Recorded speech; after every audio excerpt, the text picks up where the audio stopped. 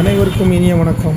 தாங்கள் தற்பொழுது பார்த்து கொண்டிருக்கின்ற இடம் பாளையங்கோட்டை காந்தி மார்க்கெட். இது தற்பொழுது தமிழக அரசினால் ஸ்மார்ட் சிட்டி திட்டத்தின் கீழ் கட்டப்பட்டு மாண்புமிகு தமிழக முதல்வர் அவர்களால் திறந்து வைக்கப்பட்டது. இந்த காம்ப்ளெக்ஸ் சாலையை விரிவாக இருக்க வேண்டும் என்ற நோக்கத்தோடு சாலையிலிருந்து 10 அடி தள்ளி வைத்து கட்டப்பட்டது. ஆனால் அதை வாடகைக்கு எடுத்த வியாபாரிகள் அந்த 10 அடி நீளத்திற்கும் ஷெட் அமைத்து ரோடு வரை வந்து விட்டிருக்கின்றார்கள்.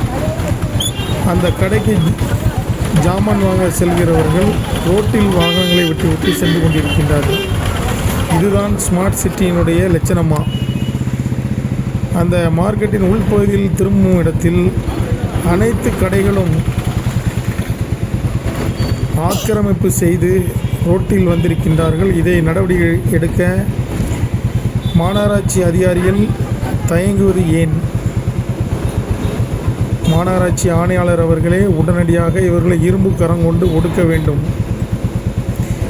அந்த மார்க்கெட் ரோட்டை தான் தற்பொழுது பார்க்கின்றீர்கள். கார்கள் எப்படி அணிவகுத்து நிற்கின்றது, 2 சக்கர வாகனங்கள் எப்படி அணிவகுத்து நிற்கிறது என்பதை பாருங்கள். கடையை எடுத்திருக்கின்ற கடை எங்கே இருக்கின்றது, கடையின் ஷெட்டு எங்கே இருக்கின்றது?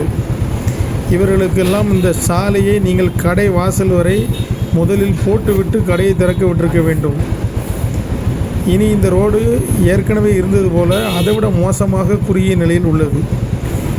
சீக்கிரமாக நடவடிக்கை எடுக்கவும். இந்த மாடுகள் ரோட்டில் விட்டிருக்கின்றவர்களை